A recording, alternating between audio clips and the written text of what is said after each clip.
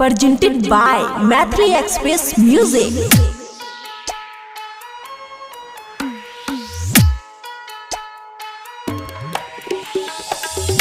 तोरा बिना खाइलो न जाय छै खनमा गे जान। छोड़ के ससुरा चल गेलही मोर जान गे। तोरा बिना लागै नहीं छै मनमा गे जान। छोड़ के ससुरा चल गेलही मोर जान गे। तोरा बिना लागै नहीं छै मनमा गे जान। अब नहीं सोबो दिन रात रोबो। तोरा बिना खाइलो न जाय छै खनमा गे जान। अब नहीं सोबो दिन रात रोबो। तोरा बिना खाइलो न जाय छै खनमा गे जान। डीजे गुड मधुबनी तोरा बिना खाइलो न जाय छै खनमा गे जान। खनमा गे जान।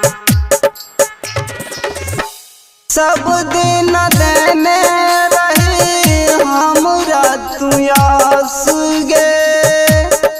तब किया तोर के गेलही हमर विश्वास गे। तब किया तोर के गेलही हमर विश्वास गे।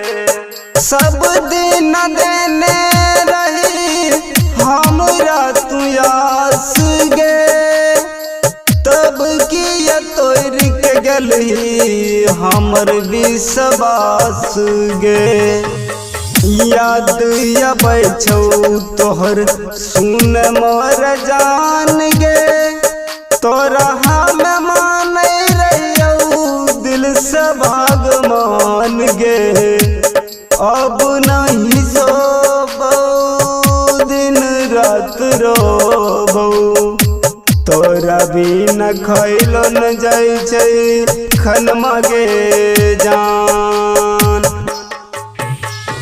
डीजे गुड मधुबनी तोरा बिना खाइलो न जाय छै खनमा गे जान।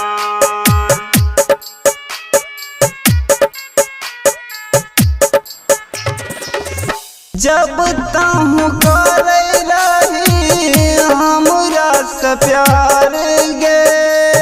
तब किया छोड़ के जाय छी अपन ससुरार गे।